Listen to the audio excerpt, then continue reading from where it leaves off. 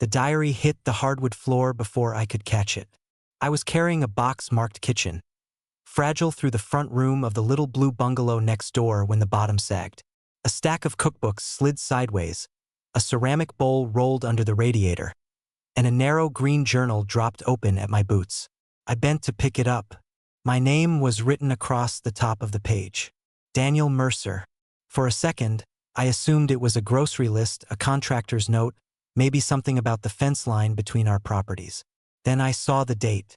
June 17th, 14 years earlier. Below it, in careful blue handwriting, were the words. He waited for me to finish speaking. No one ever does that. I think I will remember Daniel Mercer for the rest of my life. I should have closed the book immediately. I know that, but shock held me still long enough to read one more line. I hope someday he looks at me long enough to remember me, too. Daniel.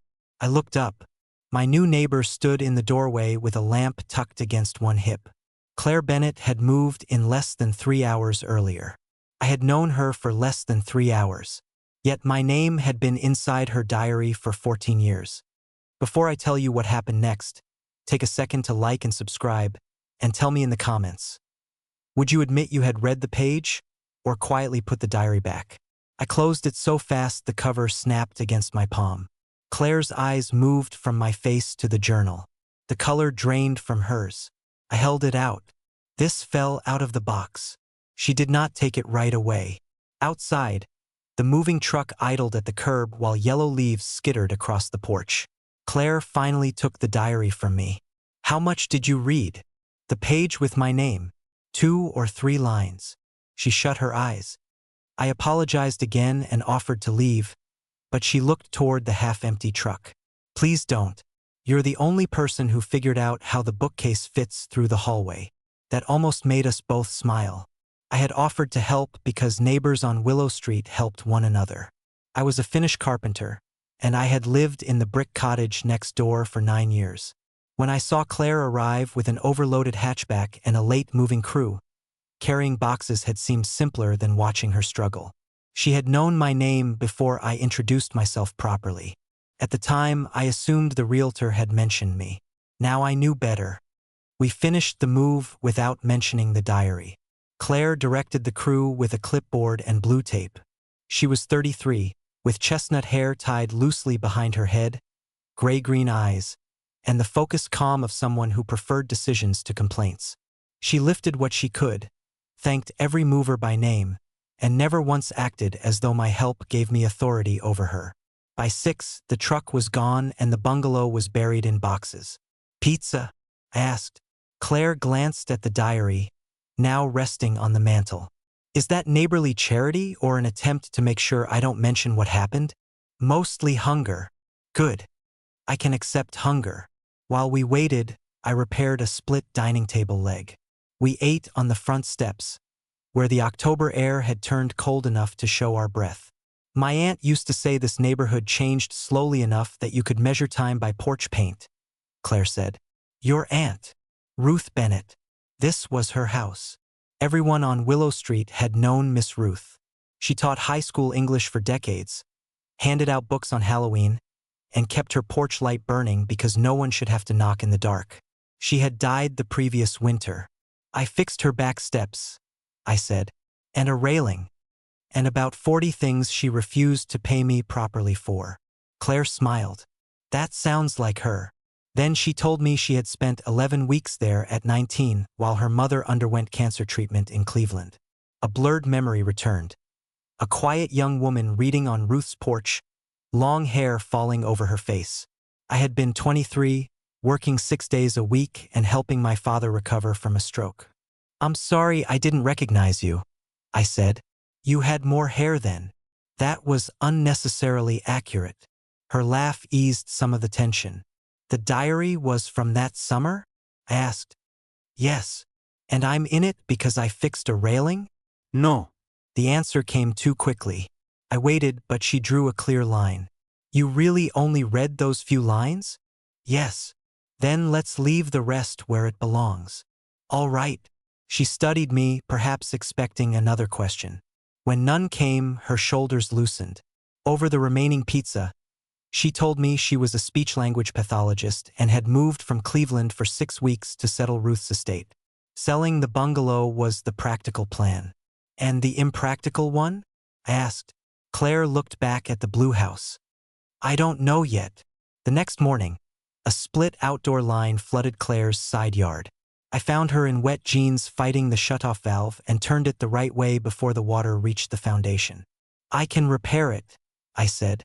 For actual money. Coffee and parts. Daniel. Fine. We'll discuss labor after you're out of the mud. The broken line led to rotted trim beneath the kitchen window, then 2 warped doors and a back step that needed reinforcement. Claire followed me with a notebook recording every measurement.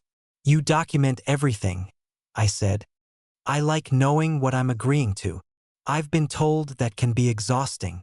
By people who wanted you to agree before you understood? She looked at me over the notebook. That was very specific. I was married to someone who considered questions a form of disloyalty. The admission surprised both of us. I told her the marriage had lasted 7 years and the divorce had been final for 3. Emily and I had not destroyed each other. We had simply turned every difference into proof that the other person did not understand us. She wanted movement. I wanted roots. By the end, we spoke through arguments instead of questions. Claire did not ask for details. For what it's worth, she said. Questions usually mean someone wants to stay in the conversation. The sentence stayed with me. Over the next week, the blue bungalow slowly came back to life. I repaired trim and doors while Claire sanded cabinets, labeled hardware, and made coffee strong enough to strip varnish. At lunch, we sat on overturned buckets. At the end of each day, we stood on the porch and looked at what had changed. She moved the diary into a desk drawer. Safer location, she said when she caught me noticing. Better than the box. We did not discuss its contents, but I kept thinking about the line I had read. He waited for me to finish speaking. I could not remember doing it. That bothered me more than I expected. One Thursday, we carried Ruth's oak desk downstairs. Claire slipped halfway down, and I caught both the desk and her wrist. For several breathless seconds, we stood too close on the narrow stairs. This is not how I imagined dying, she said. How did you imagine it? Older, better dressed. When we set the desk in the front room, I noticed a folder labeled the lantern room. Claire covered it with a stack of papers, and I pretended not to see. That evening, Claire brought chili to my house as payment for emergency staircase services. She walked through the front room slowly, studying the walnut cabinets, pine floors, and shelves I had built. You leave tool marks, she said, running a finger beneath one shelf. Only where they won't weaken anything. Why? So the next person knows a person made it. She looked at me rather than the wood. That sounds like Aunt Ruth. Over dinner, Claire told me about children who had whole worlds inside them but struggled to make other people wait long enough to hear. Adults think communication is about producing words, she said. Sometimes it's about creating enough safety for the words to arrive. Is that what happened that summer? She went still. I apologized for crossing the boundary, but after a moment she looked toward the dark window. My mother's treatment was going badly, she said. When I was scared, my stutter got worse. I waited. She noticed, and a sad smile touched her mouth. That, she said. Exactly that. At one of Ruth's neighborhood cookouts, Claire had tried to ask where the paper plates were. A man kept finishing her sentences. Someone laughed, not cruelly perhaps, but enough to make her want to disappear. The scene returned in pieces. Folding chairs on Ruth's lawn, my father beneath the maple tree, a young woman in a yellow shirt standing beside the porch table. You told him to stop, Claire said. You said, she knows what she's trying to say. Give her the time to say it. I remembered only after she repeated it. You brought me the plates, I said, and asked if I wanted to help fix the porch light. You handed me tools and looked at me when I spoke. Not at the ground. Not at the word I was stuck on. At me. I should have remembered. No. That's the point. It was ordinary to you. Not to you. She shook her head. I wrote your name because I wanted to remember what patience felt like. I had always imagined lives changing through grand decisions. Marriages, departures, second chances. I had never considered that a few seconds of patience could become a hinge in someone else's story. Is that why you became a speech therapist? It was part of it. And was I mentioned again? Color rose in her cheeks. That falls under privileged historical material. So yes, she smiled. Eat your chili, Daniel. After that night, the caution between us softened. Claire began knocking without texting. I kept an extra mug beside the coffee maker. She learned I worked best before sunrise and hated raisins. I learned she sang under her breath when nervous and counted stairs when tired. On Saturday, we drove to a salvage yard outside town to find a replacement for Ruth's porch light. The owner led us through aisles of old fixtures, brass hinges, stained glass panels, and doors rescued from demolished houses. Claire found a lantern with clouded glass and a bent copper frame. This one, she said, it needs rewiring. You can rewire it. The copper is cracked. You can repair copper. I looked at her. You have developed an unrealistic faith in my abilities. No, she held the lantern up between us. A very specific faith. We bought it. On the drive home, rain tapped against the windshield. Claire rested the lantern in her lap. I got a job offer in Chicago, she said. My hands tightened around the steering wheel. When? Before I moved. Director of Pediatric Services at a private clinic. That sounds significant. It is. Do you want it? She watched the road ahead. I want parts of it. What parts? The team, the resources, the salary. And the parts you don't want? The pace, the bureaucracy, the feeling that I would be building someone else's idea forever. I thought of the folder in her front room. The lantern room, I said. She turned sharply. You saw that. Only the label. Claire looked down at the old lantern. It was Aunt Ruth's idea, she said. Not the name exactly, the principle. She believed every child needed one place where no one hurried them. You want to open a clinic in the house. A small speech and literacy studio, sliding scale, after-school groups, parent workshops, a reading room in front. That's why you wanted the ramp. Yes. And why you haven't listed the house. Yes. Rain blurred the highway lights. What's stopping you? I asked. Money, permits, fear. Pick one. You have 6 weeks before Chicago needs an answer? 5 now. I wanted to tell her the house was perfect for it. I wanted to say I could help with the permits, the accessibility plan, the construction budget. All the solutions lined up in my head because solutions were safer than emotions. But Claire had not asked me to fix it. So I asked, what do you need from me? She looked at me for a long moment. An honest estimate, she said. Not a neighbor discount. Not a rescue plan. I need to know whether the building can become what I imagine. I can do that. And if it can't, I'll tell you. She nodded. That's what I need. For the next 10 days, we worked as partners. I measured door widths, checked electrical capacity, and met with the city inspector.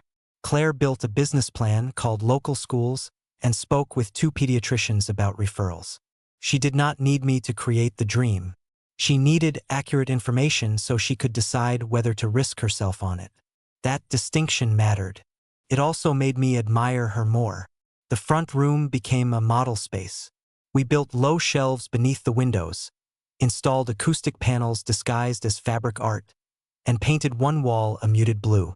Claire brought in floor cushions and picture books. She sat in the middle of the room one evening, surrounded by cardboard and wood shavings, and looked almost startled by her own happiness. I can see it, she said. I leaned against the doorway. So can I. She glanced up. You're covered in paint. So are you. I'm wearing work clothes. I am too. No, you wear that shirt in public. I looked down at the blue smear across my chest. Not anymore. She laughed. I crossed the room and crouched to wipe a streak of paint from her cheek with my thumb. The laughter stopped. Her face changed under my hand. Not fear. Not surprise exactly. Awareness. I should have moved away. Instead, I let my fingers rest against her skin. Daniel, she said softly. My name sounded different in her voice than it had on the diary page. More immediate, more dangerous. I leaned closer. She did too. Then her phone rang. We both froze. The screen lit up beside her knee. Chicago Clinic. Claire pulled back first. I need to take this. Of course. I stood and walked into the kitchen, irritated by how much the interruption affected me. The call lasted less than 5 minutes. When Claire returned, she had composed her face. They want an answer by the end of next week, she said. That's sooner than you thought. Yes. I looked at the room we had built. What did you tell them? That I would have an answer. The moment between us had not vanished. It had simply become attached to a deadline. 2 days later, Claire invited 3 neighborhood families to test the front room. I stayed on the porch, but through the open window I watched her work with a boy who struggled to form certain sounds. She never hurried him or made correction feel like failure. Afterward, she came outside looking tired and bright. Well? She asked. The shelves passed inspection. The session, Daniel. You were good. Good enough to gamble my savings? I set down my hammer.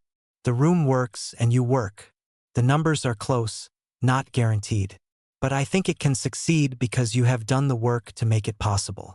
Claire watched me as though she had expected either blind encouragement or cold caution. Thank you, she said. Then she stepped closer. This time there was no phone. She touched the paint-splattered front of my shirt, though the paint had dried days earlier. I used to think you were the kindest man I had ever met, she said. Used to. Now I think you're more complicated. That sounds less flattering. It isn't. She kissed me. It was not tentative. It was not the kiss of a 19-year-old memory. It was the choice of a grown woman who knew exactly where she was standing. For 1 second, I forgot every reason to be careful. Then I kissed her back. Her hand slid to the back of my neck. Mine settled her waist. The porch light above us was still broken. The old fixture removed, wires capped and waiting for the restored lantern. We stood beneath that empty space as evening gathered around the house. When we separated, Claire rested her forehead against mine. Say something, she whispered. I wanted to say I had been thinking about her every morning. I wanted to say the house already felt different when she was gone. I wanted to tell her I had not felt this awake in years. Instead, I said, You may still move to Chicago. She stepped back. The hurt on her face was immediate. That's what you choose to say? I'm trying to be honest. No. You're trying to stand somewhere you can't be blamed. Her words hit with uncomfortable accuracy. Claire. She raised a hand. I know the situation. I know the deadline. I kissed you anyway. I kissed you back. And then reminded me I might leave. Because you might. Yes. Her voice tightened. But there is a difference between acknowledging risk and using it as a wall. I did not know how to answer without proving her point. Claire nodded once, as if my silence had answered for me. I have reports to finish, she said. She went inside and closed the door. I stood on the porch beneath the missing light until the sky was dark. The next morning, I found a folder on my own front step. Inside was Claire's finalized business plan, a copy of the Chicago offer, and a handwritten note. You said questions mean someone wants to stay in the conversation. Here are mine. What do you want? What are you afraid will happen if you say it? What do you think I am asking you to promise? I read the questions 3 times. Then I put the folder on my kitchen table and went to work without answering them. That was my mistake. I told myself I needed time to think. In truth, I knew the answers. I wanted her. I was afraid that if I said it, she would stay and someday resent me, or leave and prove that wanting someone was simply another way to give them leverage over your life. I thought she was asking me to promise forever before either of us knew what next month looked like. But she had not asked for forever. She had asked me to stand somewhere. For 2 days we were polite. We discussed hinges, permits, and invoices while the porch between our houses became a border. Silence did not make the decision safer. It only made Claire carry the uncertainty I refused to name. My father used to say I could carry anything except what could not be measured. I had spent years fixing wood, wiring, and other people's houses because repair came with visible steps. Claire was asking for something harder, a position, not a guarantee. She was not asking me to control her next move. She was asking me to be honest enough that she could make it with all the facts. On the third evening, I picked up the folder and walked next door. Claire answered wearing black slacks and a white blouse. A suitcase stood open on the living room floor. My chest tightened. "Are you leaving tonight?" "Tomorrow morning. Chicago wants me there for final meetings." "For how long?" "2 days." I held out the folder. "I answered your questions." She did not take it. "Out loud," she said. "So I did." "I want you," I said. "Not the 19-year-old who wrote about me. Not the neighbor I can help. You. The woman who tells me when I'm hiding and builds a room for children who need the world to slow down." Claire's eyes shone, but she remained still. "I'm afraid you'll stay because I ask and regret it later," I continued. "I'm afraid you'll leave after I let myself believe you won't. And I know those fears contradict each other." "They do." "I also thought you were asking for a promise I couldn't make." "What promise?" "That I could guarantee this works." She shook her head. "I was asking whether this mattered enough for you to be honest before I made my decision." "It does." The answer came without hesitation. Claire looked toward the suitcase. "I wish you had said that 3 days ago." "So do I. But I still have to go to Chicago." "I know. And I still might accept the job." "I know." Her mouth trembled.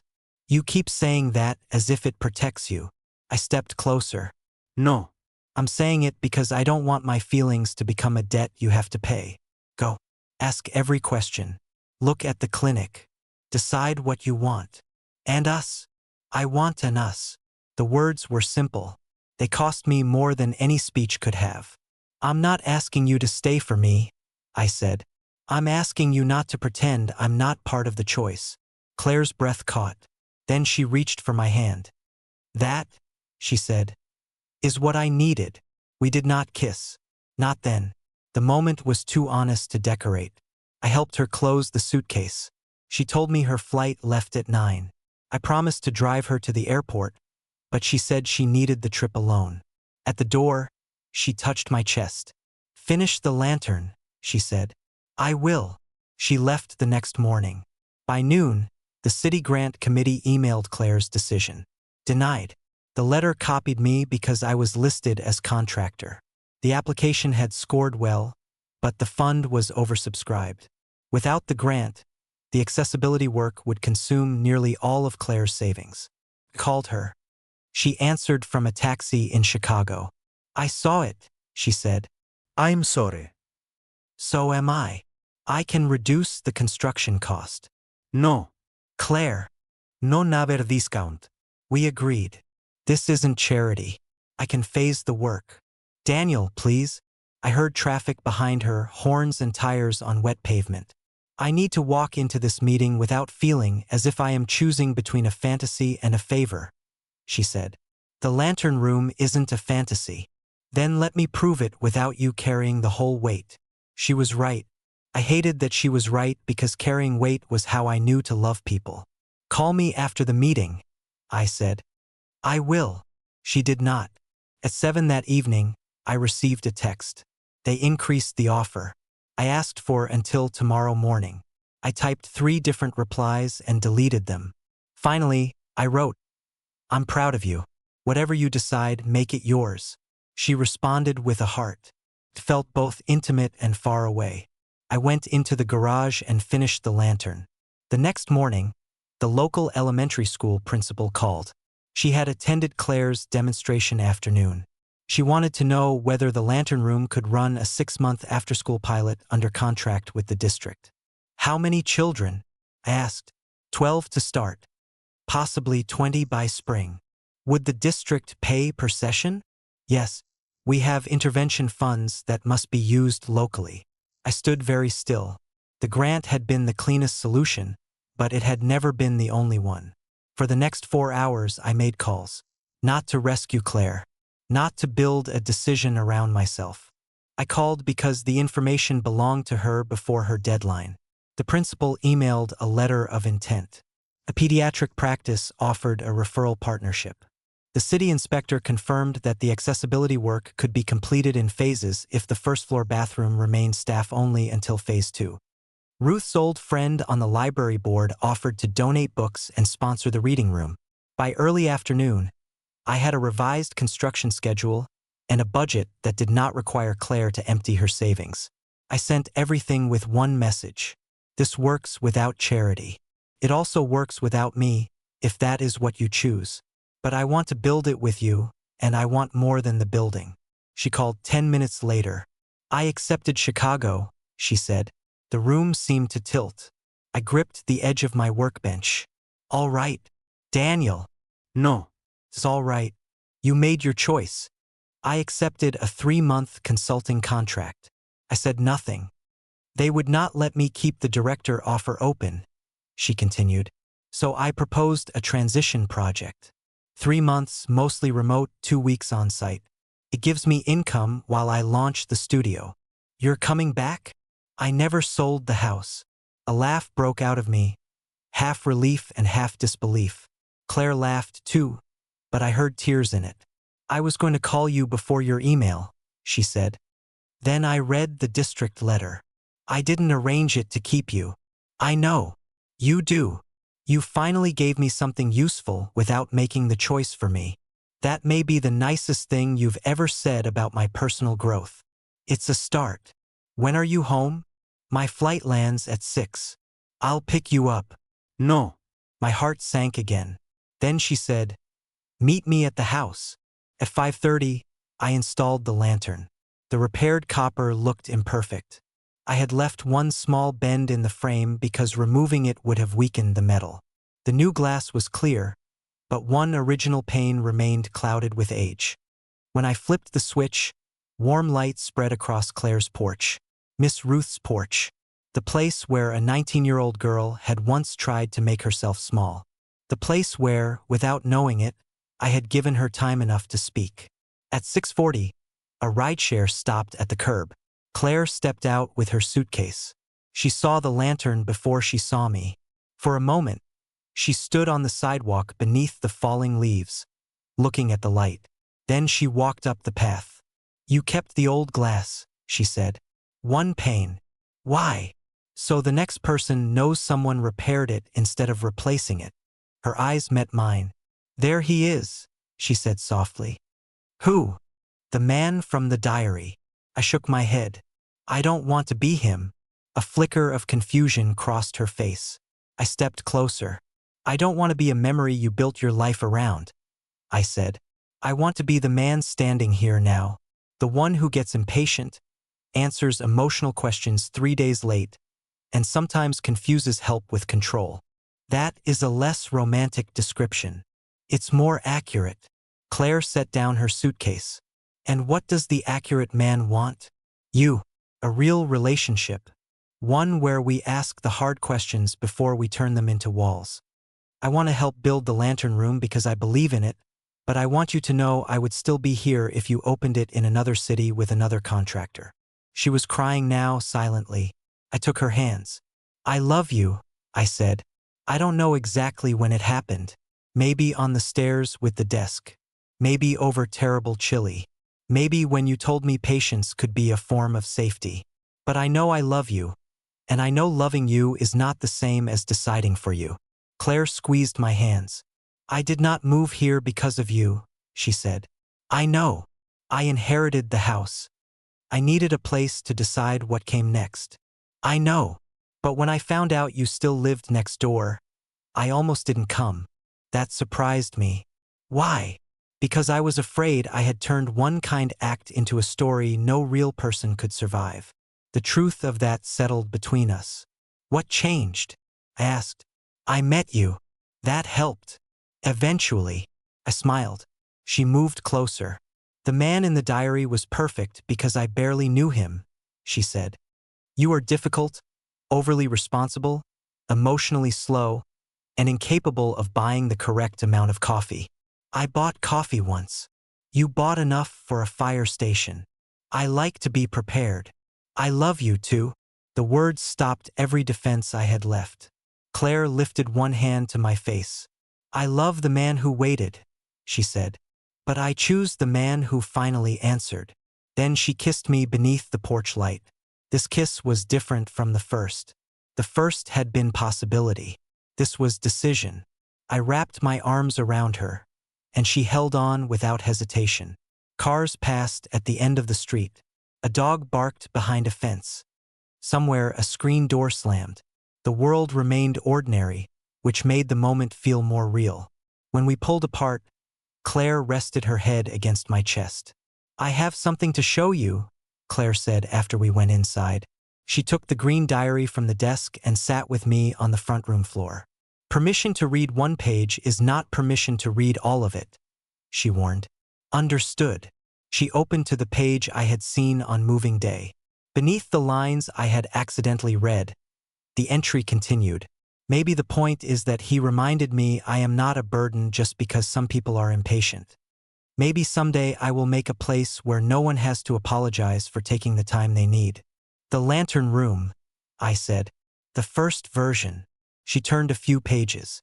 My name appeared occasionally, not as an obsession but as a marker beside moments when she had found courage to apply to college, change her major, challenge a professor, sit beside her mother during treatment. In one entry, she noted that I had waved and called her Ruth's niece because I had forgotten her name. I was devastated for at least 48 hours, she said. I was 23 and sleeping 4 hours a night. I know that now. She closed the diary. I don't want to live inside this version of us, she said. It mattered, but it is not a contract. I understood what she was offering, not proof that we were destined, but freedom from the burden of destiny. I don't want a contract, I said. I want a chance. You have one. The next 3 months were not effortless. Claire worked Chicago hours from the upstairs bedroom while we completed permits and construction below. Twice she traveled for a full week. We argued about money, schedules, and my habit of treating every problem as a weight I should carry alone. We learned to apologize before resentment hardened. Claire paid my business rate. I donated 1 day of labor to the reading room in Ruth's name. Together, we created a small scholarship fund for families who could not afford services. The school pilot began in January. On the first afternoon, 12 children filled the front room beneath the glow of the repaired lantern. I watched Claire wait beside a little girl who struggled to finish a sentence. No one rushed her. No one supplied the ending. By spring, the lantern room had a waiting list. Claire completed her Chicago contract and declined the permanent position without fearing she had chosen a smaller life. The work in the bungalow was simply hers. We did not move in together immediately. We wanted each step to be a choice, not momentum. So we dated, cooked at each other's houses, drove to salvage yards, and talked on the porch after her last appointment. Some nights she wrote in her diary while I read beside her. I never asked what she wrote. 1 year after the day Claire moved in, she called me from the front room. I need help with a box. I walked next door and found one cardboard box in the middle of the floor. What's in it? Your books. A space had been cleared on the built-in shelves. On top of the books lay a new key tied with blue ribbon. Beneath it was the green diary. Are you asking me to move in? I said. I am asking whether you would like to move some of your things in. I am preserving both our dignity. She opened the diary to that morning's entry and handed it to me. Daniel Mercer is moving in today. 14 years ago, I hoped he would remember me. I did not understand that being remembered is not the same as being known.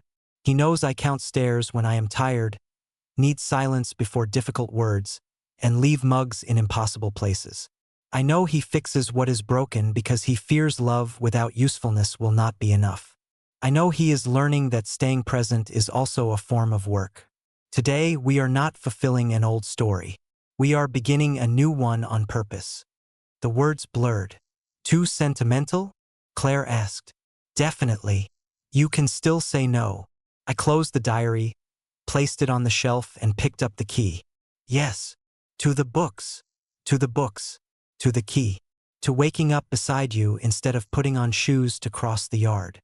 That is a compelling commitment. I worked on it all morning. She came into my arms. Outside, children laughed in the garden behind the lantern room. The porch lantern still glowed, one old pane clouded among the new glass. I used to believe love announced itself through certainty. Now I think it is written in smaller things. A person who waits through an unfinished sentence, a question answered before it becomes a wall, an old bent frame kept because its history does not prevent it from holding light. I found my name in Claire's diary by accident. Everything that mattered happened after I learned to earn my place on the next page. If this story made you remember someone who gave you time, courage, or a second chance, share that memory in the comments. And if love has taught you that being truly known matters more than being idealized, like and subscribe for more stories like this.